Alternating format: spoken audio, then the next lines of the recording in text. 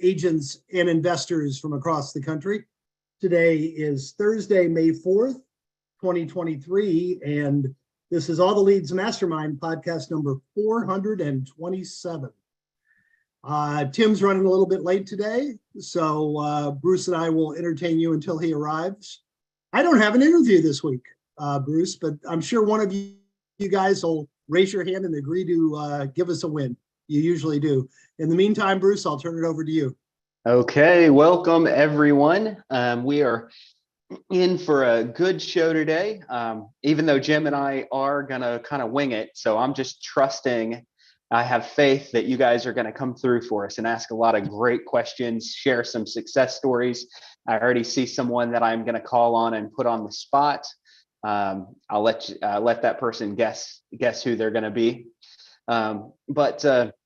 No, I really appreciate everybody being here. If this is your very first time, if you're here with us live on Zoom, what we want you guys to do, no matter how new or experienced you are, go down to the bottom of your screen and click the reactions button on Zoom. Okay, so if you go down to the bottom of your screen and click reactions, it's going to give you the opportunity to raise your hand. If you raise your hand, we are going to call on you and you're going to get some live coaching from the coaches here. We're going to be able to kind of work you guys through best practices. You're going to be able to ask questions. Again, it doesn't matter how basic those questions are. If you're brand new and just getting started in the probate niche, if you are very experienced and you're trying to structure a deal with multiple complex situations going on, we're here to coach you through those things as long as we can. At least we can point a lot of you guys in the right direction. I really want to hear those of you that have a success story or a win this week. So if you have signed a deal, you've closed something, you've set an appointment up, you've made some prospecting calls and gotten some great conversations, whatever that is, we want to hear from you.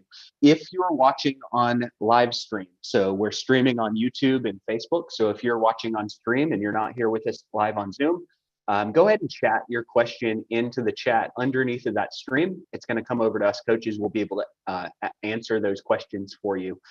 This call is for you guys. So just in case anyone is here listening live or listening after the fact on podcast or YouTube, and you don't know who we are, this is hosted by All the Leads. We provide probate, divorce, pre-probate leads and systems for you to be able to work those leads inside of your business. So if you're an investor, an estate sale company, a real estate agent, and you want to kind of work the life transition type of lead, I want you guys to go check us out on alltheleads.com. Check your county prices out. We have complete systems that you guys can follow as well. We don't just give you a spreadsheet and say good luck. We give you your leads and give you the systems to be able to work it, including mail, including website, including all the training you need on how to prospect those leads. So yesterday we had a probate foundations class. That's something that we teach once every month. We're looking to expand that here in the very, very near future. So if you haven't been to Probate Foundations, get signed up for the next Probate Foundations class. It's a 2.5 hour class, goes pretty deep into how you need to set your business up and prospect this type of lead niche for your business. So with that said, I want to turn it over. I see Tim has joined us. Thank you, Tim. Turn it over to Tim and Jim, see if you guys have anything, and then I'll go to some questions and I'll put a few people on the spot. Tim, you're on mute if you're saying something. I had unmuted already. Sorry about that. I'm sorry, I joined just a wee bit late. Did you bother to note the fact that Jim had a big birthday yesterday? No, I didn't. I'm bad about birthdays, but guess what? Jim did have a big birthday. Jimmy? Thank you, one and all. Another big decade. Good job there, boy. Yep, another decade hits the books. So are you 50 now or 90 now? Which one? More or less. I asked my granddaughter if she could believe I was 45, and she said, "You don't look a day over 25." So she's a politician already. She was already holding his wallet when that happened. Exactly. I don't have any. Anyway, thank you guys. Man. What's that, Tim? I said, I don't have anything else. Jim, what about you, man? No, we're good. We're good. I do not have an interview this week, which is unusual, but I see we got some chats coming in already. We're always looking for success stories. We've had some incredible ones the last couple of weeks.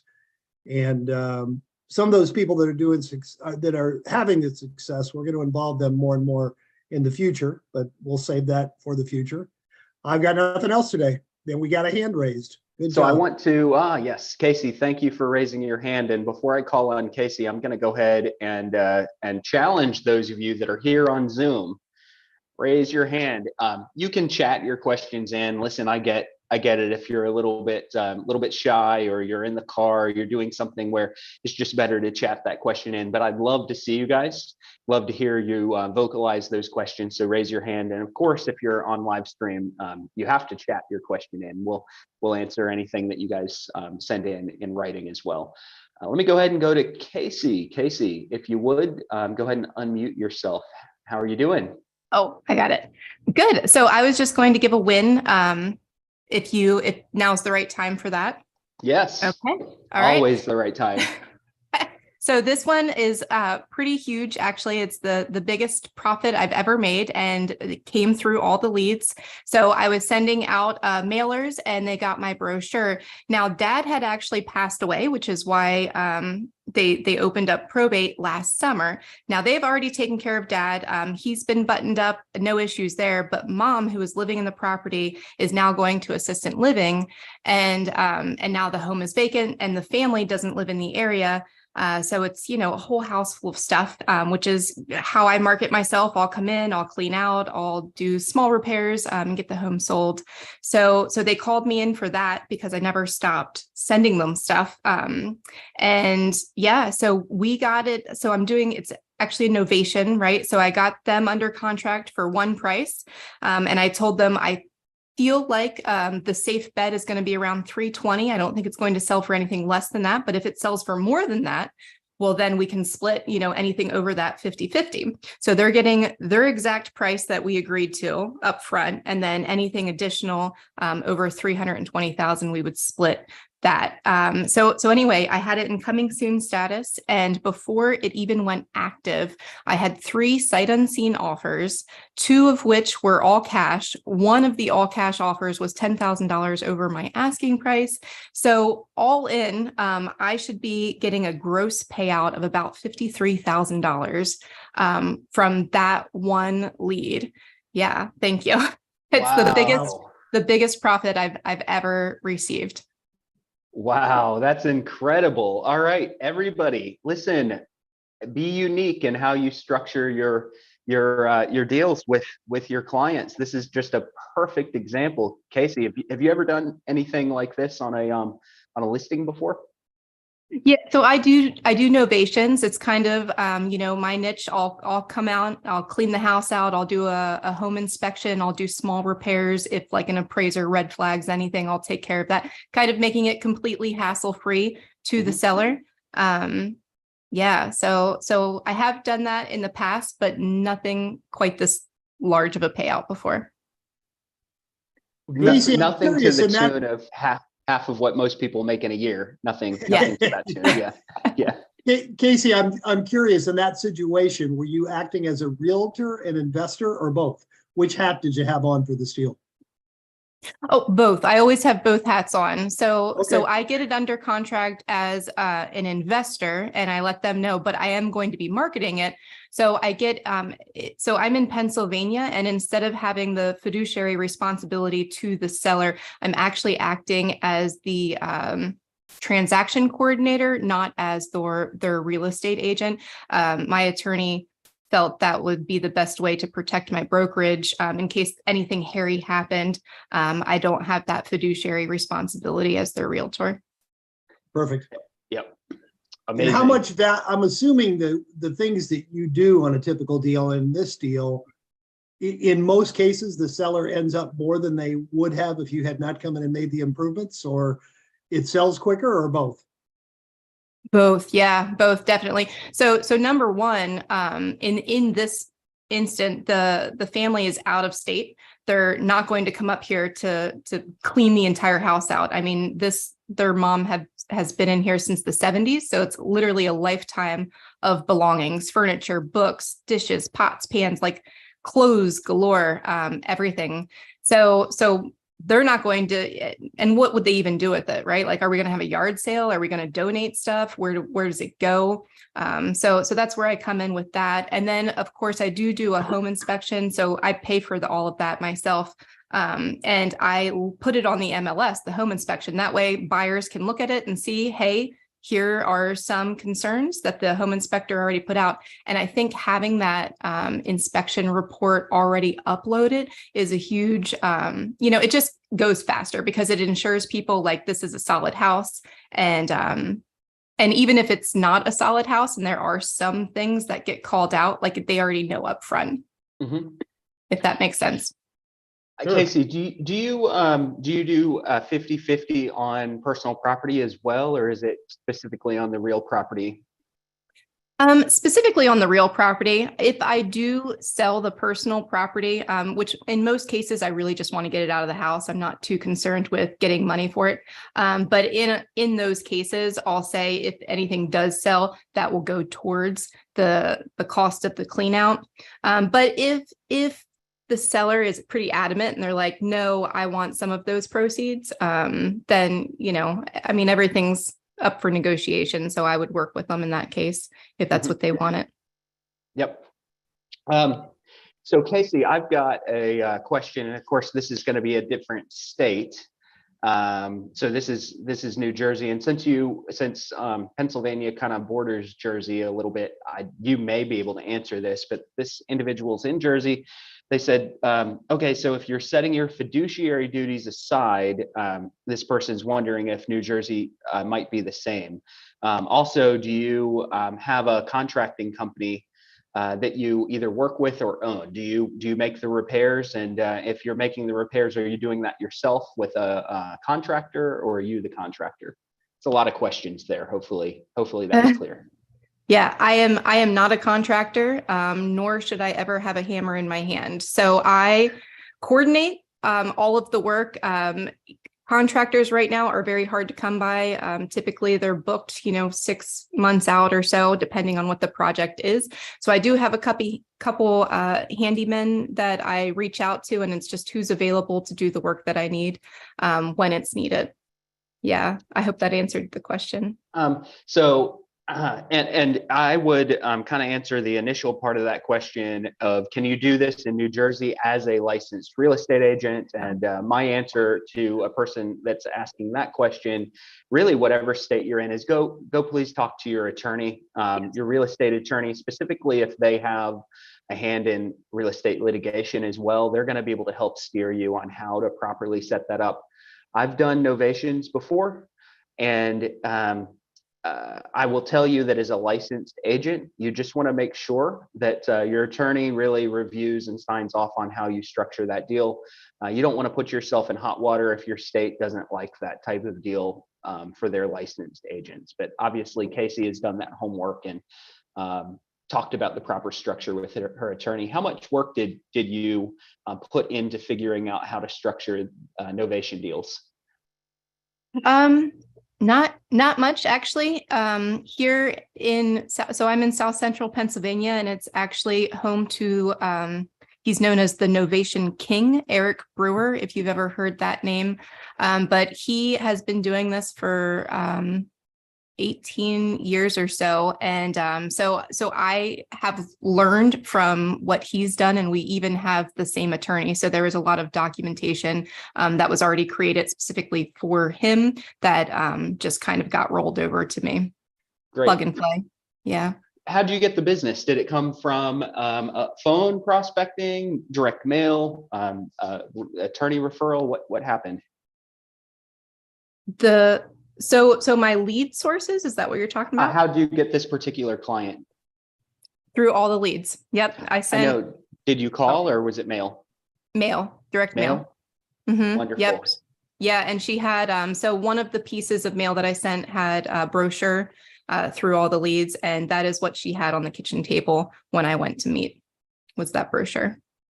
Amazing. And if you guys want to see the brochures, go chat with your marketing implementation specialist or go on alltheleads.com and use the little chat icon in the bottom right, and we can show you the brochures that we send out. Excellent. All Awesome. right. And I see a question about a double close in the chat. So with novations, I never take title.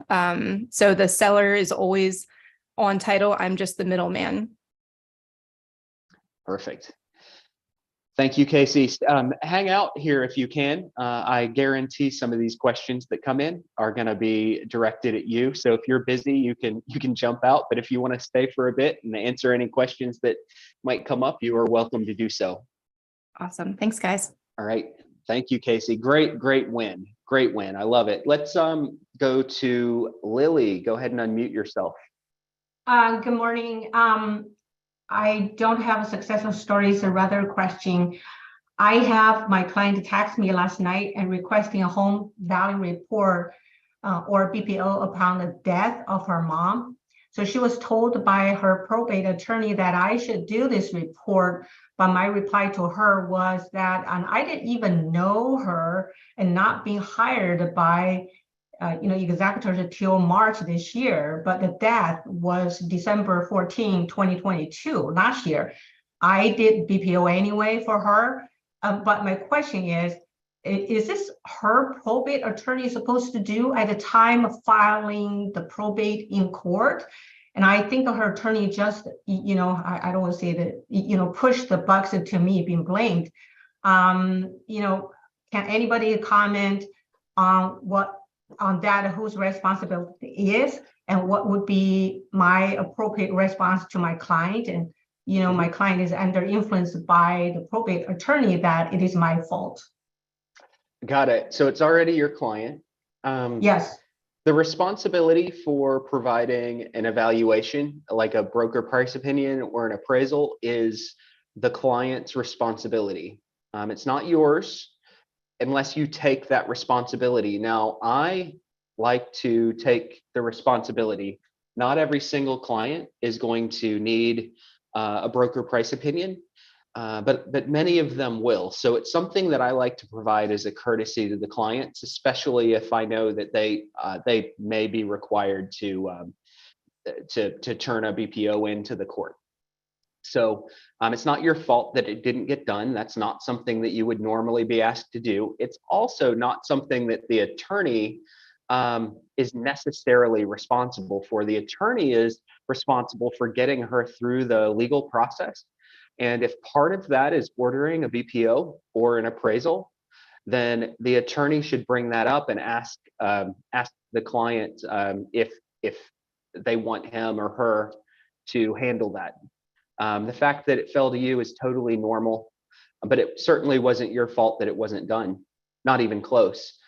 And I would have just said, hey, that's wonderful. I hadn't heard that you needed a BPO from your attorney, but I'm happy to provide one. What's your attorney's name and number? And I'll go ahead and call them and coordinate that. And then that way you're being very polite. You're not saying, no, your attorney doesn't know what they're doing. You're being polite. You're providing what's needed, while also not saying, hey, I'm not supposed to do this. Because even though you're not supposed to be the one that coordinates that, it's still something that's in your power to deliver. So I would have gone ahead and done the BPO as well. Yeah, actually, this was brought up by her attorney, and because she had a consult with her attorney that, what's about capital gains, so her attorney referred her to the CPA, estate planning, whoever. So they brought up this and they said, what was the value upon the death? And that's got their dinged. And so they said, oh, we didn't have that. But my question was, I look at the doc filing, and on the property in California, there's like a number 6, a net value of a real property. There was a number, put it in there. So I look at that and I saw someone did it. Otherwise, who is coming up that number on the court of filing? So when they file that number, my understanding is that that number, it'll becomes a reference in the public. So that really, to me, they already established, they answered the question themselves when they filed. That was in December. It's primarily used to establish the step-up basis for capital gains, typically. So it's by the way, this is a great offer to be able to offer people that aren't your clients yet, because many times there are folks that you're going to deal with that don't know what they're going to do with the real estate yet, or maybe they do know that they're going to sell, but they're not ready to deal with it right now. And many times the court is going to need the value of the property. And so being able to provide that evaluation for them in a short BPO, many times is going to satisfy a need that they already have. And it's something that I would probably think about offering for free in order to get that relationship started, and then win the business on the back end. Thank you. Yeah, perfect. Thank you, Lily. Anything else? Nope. No, Okay. I'm done. All right. Searching for oldies. Okay, that's a pretty cool YouTube name. Says, I've always wondered, you've always thought that probates might be difficult. You figured there would be a lot of interaction with the attorney. Not necessarily. There can be a lot of interaction with attorneys, but a lot of times attorneys are doing their legal thing on the back end, their paperwork, they're moving things through. On the real estate side, most probates are relatively traditional. We do the normal real estate thing that you're going to do on any other listing or purchase agreement, with the exception of if you want to stand apart, you're going to offer to coordinate certain things for people. So they're not living in the house in many cases. They're going to have a house full of stuff that needs to be cleaned out, maybe an estate sale, maybe someone has to cut the grass, change the locks. A lot of these extra things that don't touch the legal aspect of probate, they just are a burden on the family. And so if you do anything different on a probate deal from what you would do on a regular deal, it's typically going to be that concierge level of service. It's not going to be the legal side of it that you are asked to be involved with heavily. The attorney is normally handling that. Now, I highly advise you to have a good real estate or probate attorney, or 2 or 3 that you have a good relationship with, that you can call with those questions and those and have that interaction with them. But a lot of times it's not necessarily going to be the attorney that the family has already hired. You use your mutual relationship with a PR or a family member to build the attorney relationship, but they're not going to ask you to be involved in the legal aspects very often. Right? Hopefully that helps that. And then also, same person had asked, and this probably is a little bit more for Casey, but I can answer it. Is a novation sort of like an assignment? And yes, a novation is like an assignment. It's very much like a wholesale deal. There are some small differences. And Casey, I don't know if you want to unmute yourself and share your experience on like what those differences may be. And I'm just going to ask you to unmute yourself if you have any input into that. So Yeah, absolutely. How it would be different from a regular wholesale assignment. Yeah. So in a wholesale assignment is exactly what it sounds like. You got a property under contract and you're assigning it to somebody else to be the buyer. The problem with an assigned contract is it's not lendable. So you are going to be handcuffed to only having a cash buyer. With a novation, you get it under contract. I will buy your property for a very specific amount, but then you have a novation agreement. Novation is a Latin term that means in place of. So once I have an end buyer, I will drop my original agreement with the novation agreement, clouding title, so they can't sell it without me. And then they'll pick up the new contract. So it's an A to B contract. It's no longer assigned. So now you can get financing for it. So you open up your buyer pool from only cash buyers to everybody that's on the MLS. So novation, you're not assigning the paper. They're actually signing their own brand new contract, and the novation agreement secures your money, basically. That is correct. Okay, perfect. Hopefully that helps. For those of you, novations are something that aren't talked about a whole lot in the real estate industry. I mean, there are certainly people that are novation kings, But it's something that a lot of people don't have a lot of insight into. So it's really good. Go take a look at that. In case Carmen had asked, do you have an attorney draft your novation agreement? Yes, absolutely. Yep. 100%.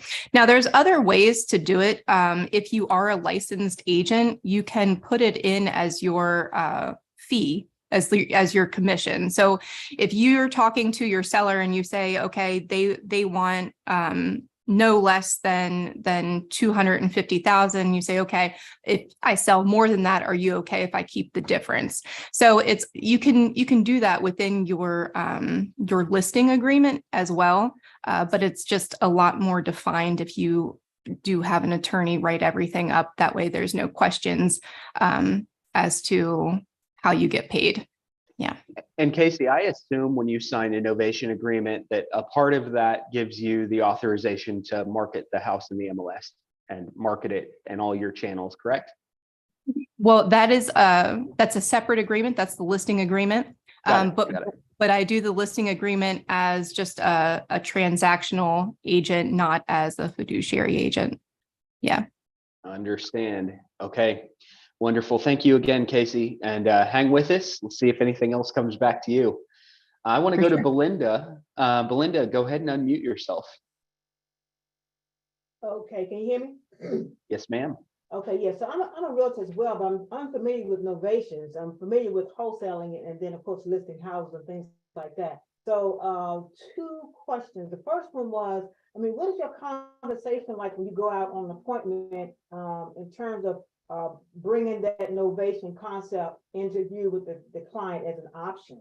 And then also this last comment you made where you said you actually can use your realtor documentation to have in the wording that, you know, if you make over X amount of dollars, we'll go 50-50. When you do that, does the brokerage also get a part of that 50-50, or I guess 25% or whatever the breakout is? Does the brokerage get a part of that that's over and above, or is that simply between you and then the seller, the split? Mm-hmm. So I missed the first half of the question, but for the second half, I do not pay myself a commission when I'm doing a novation. Okay. So I guess how to structure it. The seller wants X. So I'm going to use real numbers here. So this very specific one, I got it under contract for $269,700. And I told them, I believe it will sell for no less than $320,000. If we sell it for more than 320, that's what we'll split 50-50. In this case, it sold for $350. So that $30,000 in addition gets paid to them. Now I'm using my LLC for these funds, and all of the closing costs in Pennsylvania, each side pays 1% transfer tax. And I offer the buyer's agent 2.5% commission. All of that comes out of my proceeds, not the seller's proceeds. So they get 100% of that $269,700 plus an additional $15,000 because of the 50-50 split. So because I'm not paying myself a commission, because that's kind of, my attorney didn't like the idea of me like paying myself twice.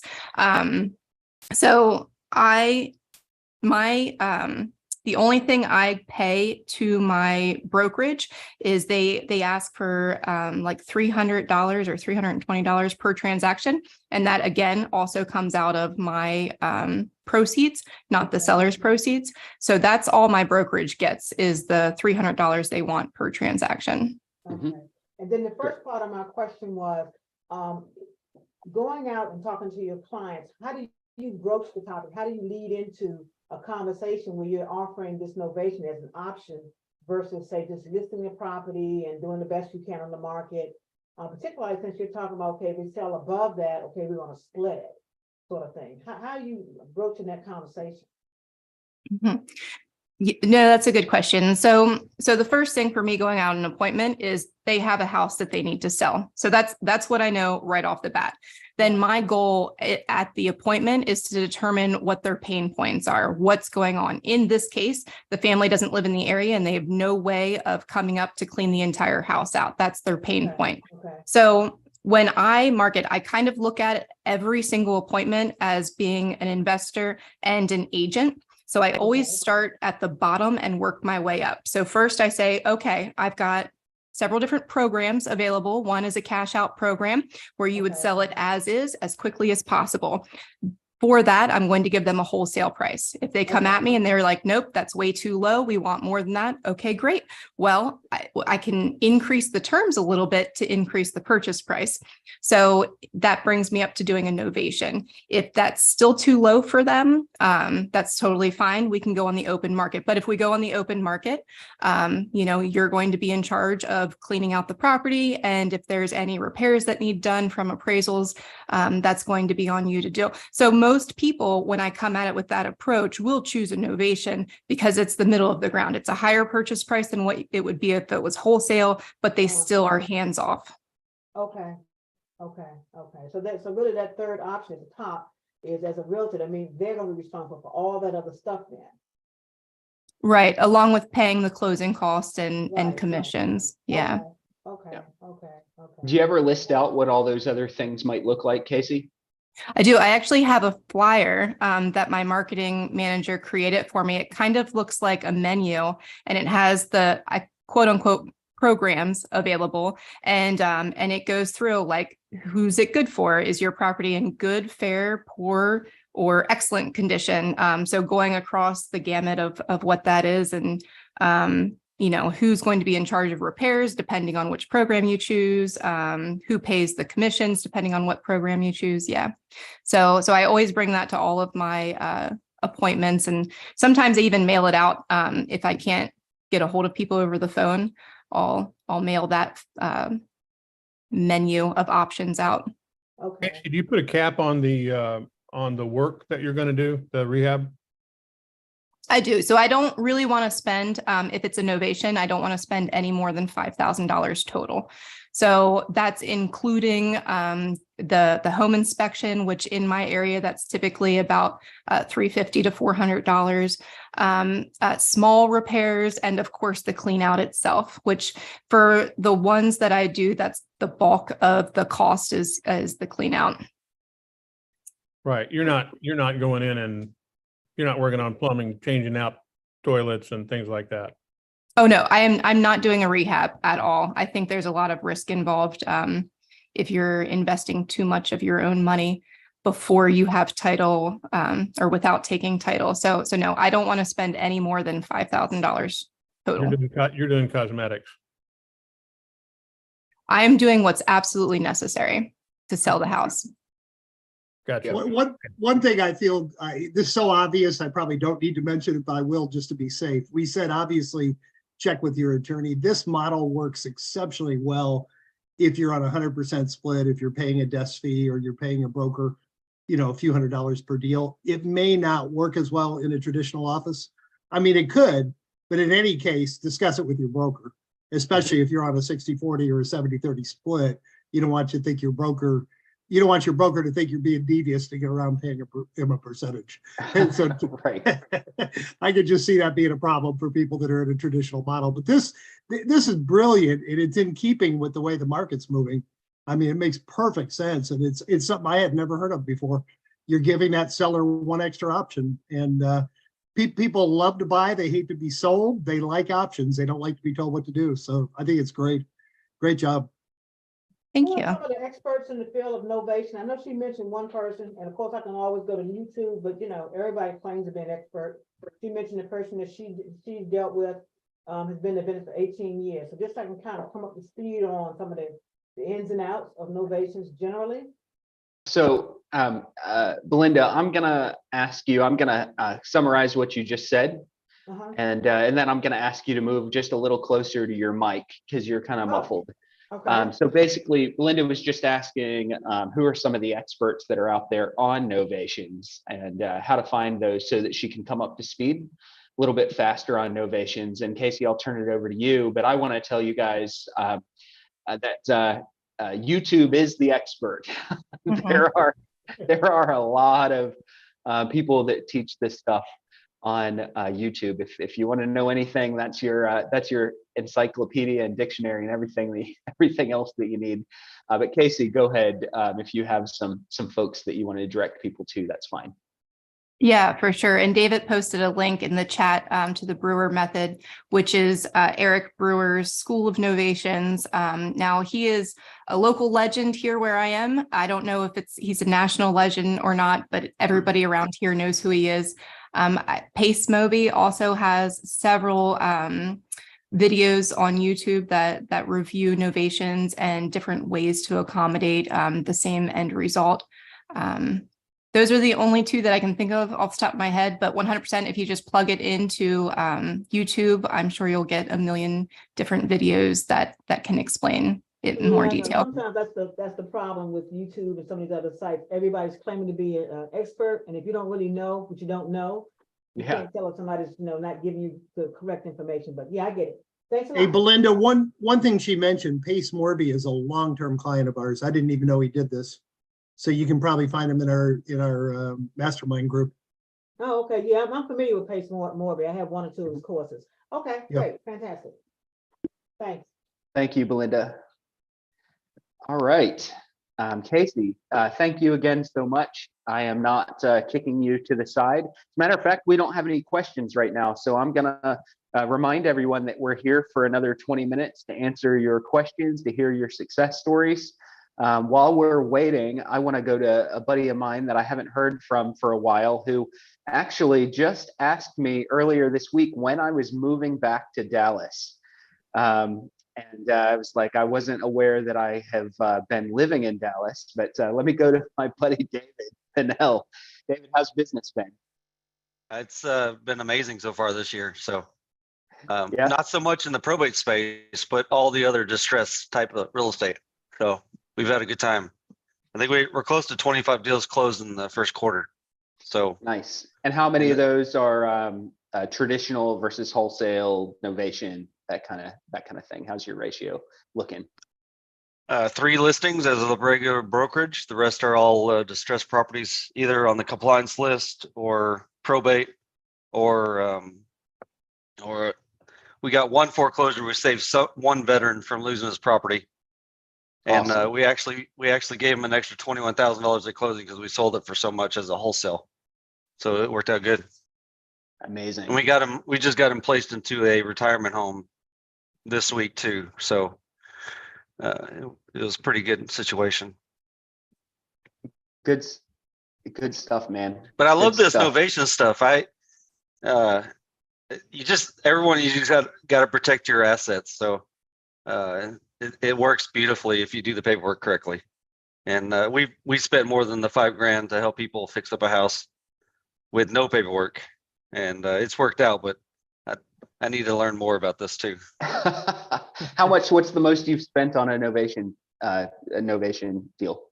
31,000. Okay. How much did you make? 31.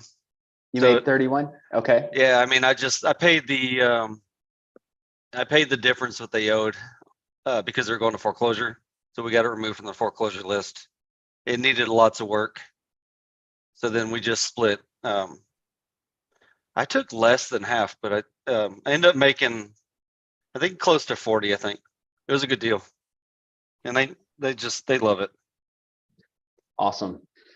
I've done this on the listing side before, and Casey's made me think about this. So on the listing side, I've gone in and fixed things up, and I've paid for staging and different things like that. And I've set a minimum expected sale price, and we've signed a listing agreement at X percent. I don't even remember what percentage I signed the listing agreement at, with the understanding that if I was able to get more than the listing price, that the additional, you don't want to do all the additional coming to you. That's a net listing and that's illegal.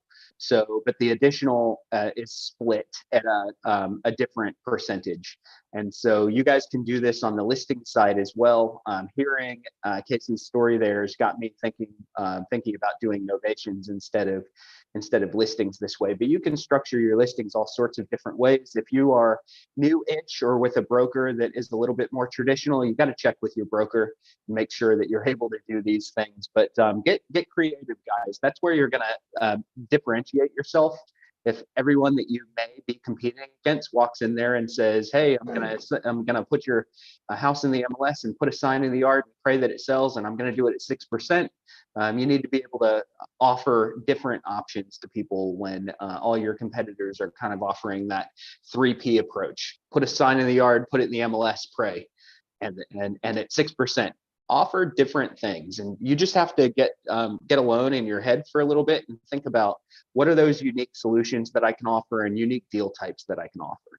And if you these are great when the wholesaler, somebody goes and anchors the price too high as well. So you never want to compete against someone else's offer, but if you ask the right qualifying questions on the appointment or before the appointment, you're gonna understand where they are in their head anyways, and understand what position to put yourself into on that appointment. So I love it. I mean, we actually just screwed up on one that I wish I would have done an novation on. It was a house that was inherited from to the neighbor, and the highest offer they had was 165. The more I got to know them, they didn't like that offer because the lady was rude to them. So they were going to take a 151 offer. And I was like, man, 150 seems high. I put on MLS and I sold for 223. Wow. Didn't do any work to it. Just put on MLS for him, and I could have totally done a novation on it. Man, but so I'm David, making 39. one thing you said there is so important is ask the right questions. If you ask the right questions of the seller, figure out what's best for the seller. If you've got, it'll almost always be good for you too, but doing what's best for the seller gets you the business, and asking the right questions and finding out, not everybody wants the most amount of money. Some people want out of it. Some people do want more money, but find out what's best for them, help them accomplish what they're looking to accomplish. And it's going to be best for you in the long run for sure. It's not always the repairs that you need to make too. It's maybe paying for the probate itself, doing an agreement in place and doing that probate. I'm about to do one. I was going to meet the lady at 1:00 today. I would have just paid the $2,500 to file the probate, and then we're locked in on that one as the agreement as a price. So perfect. Once you start making capital, it's you start using it to make more money, obviously. Absolutely. Well, David, thanks. Unfortunately, I'm not moving back to DFW. Since I never lived there to begin with. It was actually Bruce Wagner. I was like, dang, I had your name screwed up. So I was texting Bruce when he was moving back to Texas. But if you guys ever have a referral to Texas, let me know about it. Hey, Bruce, I don't see any other questions. I do see a chat that I can answer. It's right in my backyard. Justin is asking, what's the highest amount of probate leads that could be channeled and protected inside of Broward, Palm Beach, and Orange County? I'm not sure we can channel or protect anything. Anybody has access to these leads, but I can tell you that all three of those counties get 300-400 leads a month or more. Those are monster counties where we can get a ton of leads. I think Broward County averages about 350. It's not unusual in Palm Beach County to see 500, and I think Orange County is about comparable. So there's a ton of opportunity there. And the clarification was he meant prospected, not protected. Oh, okay. Yeah, that makes good a lot old more autocorrect. Autocorrect. That makes a lot more sense. Prospected, man. We have people that are prospecting thousands and thousands of leads with ISAs and call centers and different things like that. I find that if you're going to do it full time, I would probably go after maybe 1,000 leads if you're going to be on the phone just yourself as one individual all day. And that's going to be slow. If you want to use a power dialer, you can get up to where you can get through 1,000 leads really, really fast. But doing a click to call or manual dialer, about 1,000 leads and calling everyone 4 times a month is good. And that's you're busting your butt. Your job is prospecting at that point. If it's just you, no one else, and you want to put an hour a day in, I would say 300-400 leads. An hour a day might be a little bit light for 300 or 400 leads. You might want to do 2 hours a day, but you could effectively prospect 300 or 400 leads with a few hours a day as well. All right, there's a lot of different ways, man. We have people, Tim, I don't know what our biggest subscriber might be going after, 15 or 20,000 leads a month, something like that. And they've got callers on them to help identify. And then they have high level people that take the warm leads and work those warm leads exclusively, but they'll have lower level people work the cold leads that have never engaged in a conversation, and they just burn through calls and try to identify who's open to a talk. And once that person's open to a talk, then it moves upstream to the person that's the closer, or the person that is maybe the business owner that's going to go sign the deals. I think it depends a lot on the market. We have people in different markets doing different things with great success. And, what works in one market probably would work just as well in another market, doing it a different way. It just depends. We've got people who do nothing but mail and take inbounds, and they'll just bang it out, and they'll do 4 or 5 in a 2 or 3 week period, and they throw enough money at it and the dollars flow out the bottom. I mean, it's a matter of face and repetition. And other people do it different ways and make money in different markets. Some people just do calls only. If it's a small market, they call everybody. So it just depends. It's all a matter of try what you can to throw things there and make it work. You got a bunch of hands in the air though. Yeah, I do have some hands in the air, guys. There is I often say there's no magic formula to make this work. I'm going to clarify that and say that there is a magic formula. There are about 10 magic formulas to make it work, and the trick is just pick one and run with it. You don't have to worry about all the thousands of other ways that you could possibly do it. You pick one and you run with it, and then you tweak and adjust. Once you've started in a direction, you tweak and adjust. The things that don't seem to be working so well, you make minor little adjustments to it. But the trick is just get started. Just get started. The people that fail normally fail because they don't get started. And I'm going to say 99% of those that don't succeed in this space, it's because they haven't gotten started, or they just haven't given it long enough, because it does take some time to fill that pipeline up. There are times when you'll run dry for a few months and then things pop for you for a few months. I see that happen a lot. But consistency and starting is 99% of the battle. And if you can just get started, get something out the door, get on the phone, and stay consistent with it for long enough, you'll see success. So I want to go to my friend Douglas. Douglas, a couple of weeks ago, Douglas was applauding. I kept seeing this clapping come up on Zoom, and I had no idea that he was trying to chime in with a question. Your hand is up, Douglas. Thank you, and you can unmute yourself. Thank you. That was very embarrassing, Bruce. Hey, it leave serves it to me. right for being dyslexic. A clap looks like a handshake to me, or a hand raise to me. So yes, I'm excited about this novation, and I've been looking into it for some time, and I've got a perfect client for it. And I mentioned to her before, and I've been nursing her for about 4 months, and she's ready to start making a move. She's got a beautiful portfolio, and there's an apartment building and probably the best fixer I've ever seen in Bellevue. And Casey, I wanted to ask you, can I learn the menu services that you offer on YouTube? Or do you have any advice on how I can learn them?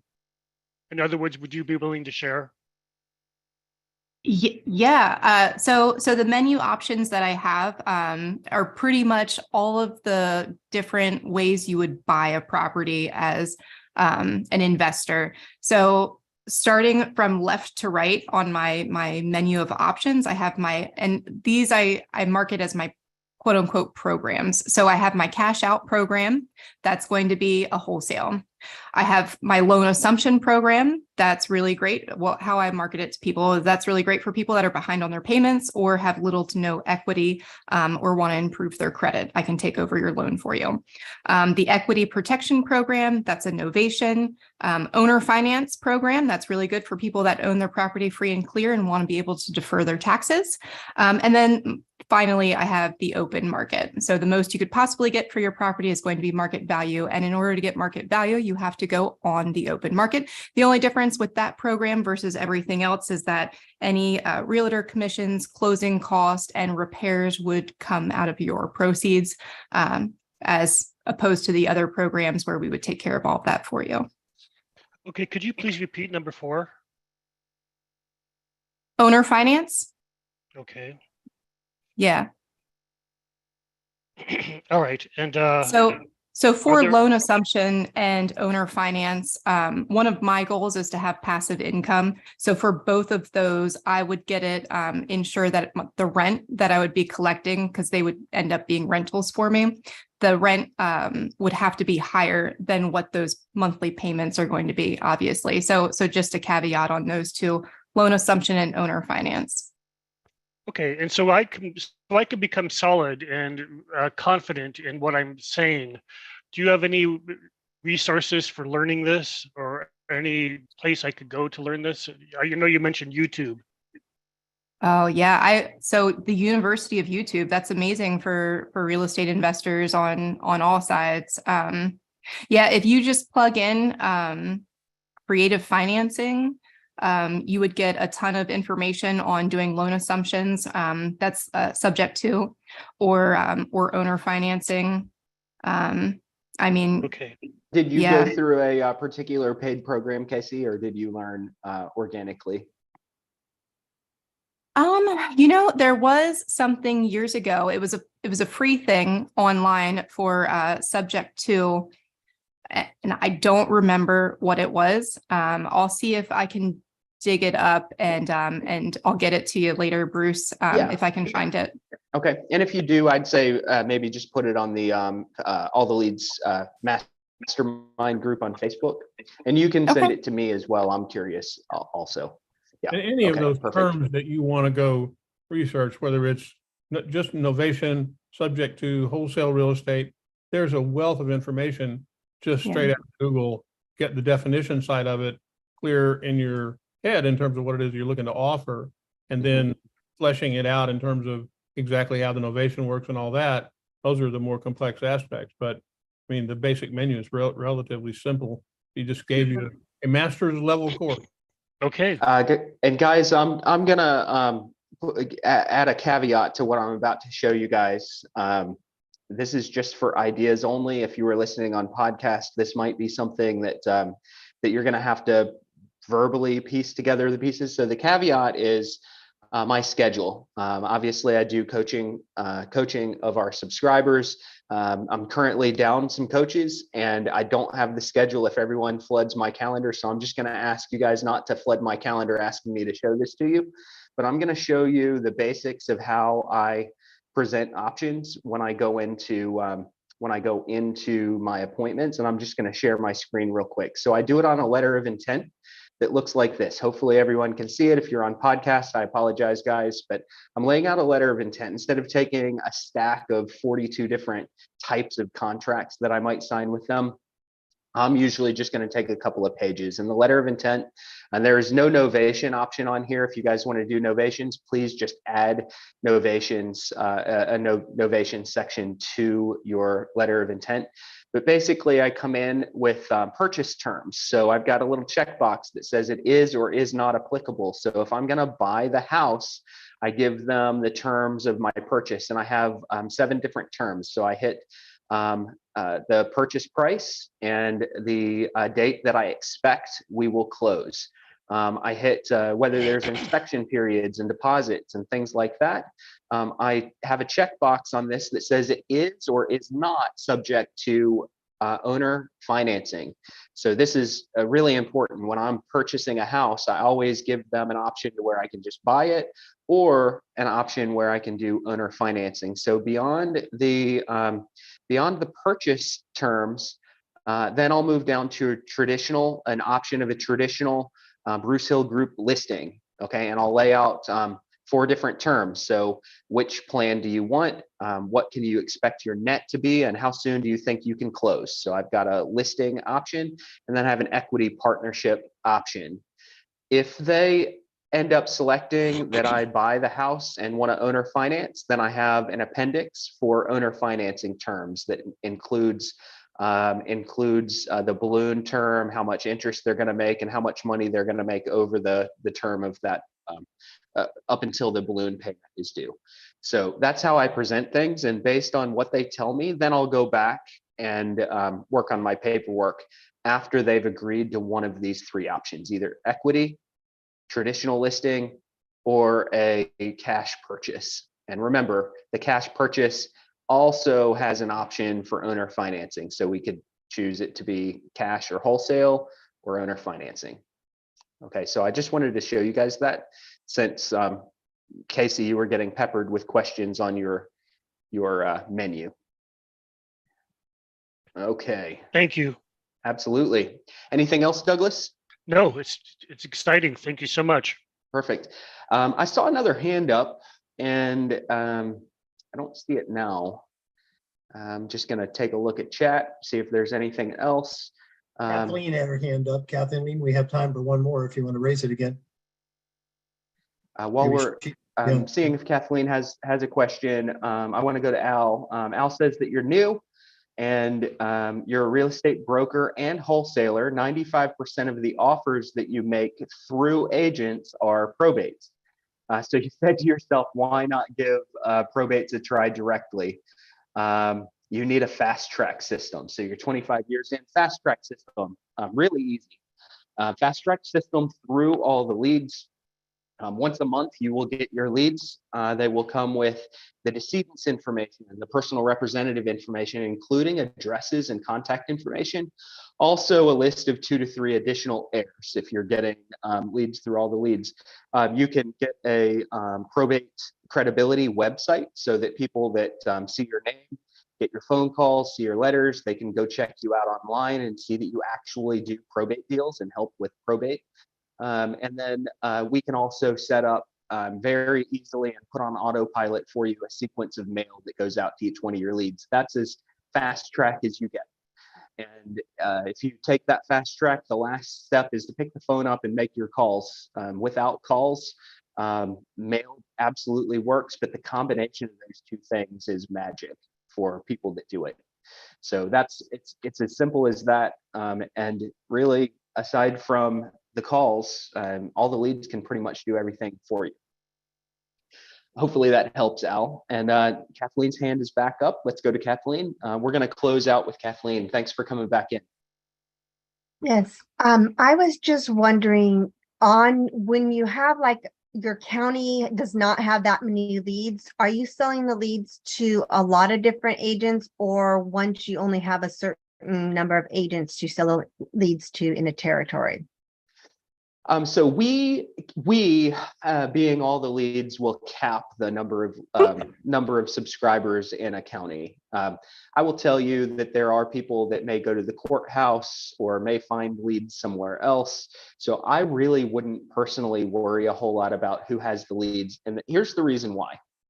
I don't see anyone's image on here now, but I'm in Raleigh, North Carolina, and there are 3 or 4 other agents that I work with really closely on building a probate niche in my county with the same leads that I have access to. And they all do business, all of us. And there are also people that I've taught the business to in my location that didn't do any business because they didn't do anything. And I'm going to tell you that about 90 plus or easily 90% of the agents and investors in any area that think about probate, they will not do the work, they won't get started, or they won't stick with it long enough to see predictable results. So that's the only thing. Recognize not who your competition is or whether other people have the leads, but recognize whether they have the leads and will do what it takes to succeed. And what it takes to succeed is making sure that you're in front of your prospects for 5 to 6 or 7 months, period. If you're in front of your prospects for 5, 6, 7 months, you're going to get business out of list, no matter who else is also in front of the prospect for 5 or 6 or 7 months. About 50% of these leads, give or take, are going to sell real estate. Okay. All you need is 5 or 10% of those to be really successful. Somebody else can get their own 5 or 10% of those. Most people are going to get in 2 months later. They're going to go, I haven't made any calls yet. I haven't sent any letters out yet. I'm leaving. And that's the vast majority of anyone that might compete with you. They just won't take any action. So I'm never worried about 2 or 3 people that might be competing with me in a county, even if it's a smaller county. And I'll also add on to that, if you're in a smaller county, the odds are you're normally one of the only people that's going after it, typically. Yep. Okay. Once you start getting into counties with 100+ leads, now you might have 2 or 3 other people that are doing a good job with those lead sources, and 5 or 6 people more that are fly by night. They're in this month, they're out next month, and they don't even muddy the water because they don't do anything. Bruce, a couple of years ago, we had an agent in New York City that it just blew me away. He said he called a guy, tried him 2 or 3 times, and the guy responded, boy, I got a bunch of letters. You're the only one that called me. And I couldn't believe that in New York City. Mm-hmm. Maybe people just figured it was hopeless. But I will tell you, I was an active agent for 30-some, almost 40 years. And I promise you, you have way less competition, way less people calling, way less people mailing than FSBOs or expireds or almost any other lead source. So Mm-hmm. your odds are way better. And one thing Bruce said is the mail does work, but in many counties, it surprises me how many people don't follow the mail up with a phone call. They just send a letter. If they get a response, fine. If not, they move on to the next one. The combination of the two will differentiate you from everybody else. And you can have way less competition with probate than almost anything else you can do. Way less. And Yeah. I think it's fitting that Dan McCarthy just chatted in. He said he hears that all the time. Nobody calls. You get someone on the phone. Hey, are you getting, I bet you've gotten some other calls. Nope, hadn't heard from anyone yet. Got 2 or 3 letters. And I'm not worried about the 2 or 3 letters either, guys. I'm not worried about that at all. People don't, oftentimes they don't take today action on mail. They save the mail. And if you're in front of them in their mailbox 4, 5, 6 times, that's where you're going to have an impact in the mail. Phone is going to have an impact pretty quickly, and you'll be one of the only people doing it. Doesn't matter what market you're in. One of my original mentors used to say the person that usually gets the business is the first one that contacts them after they're ready.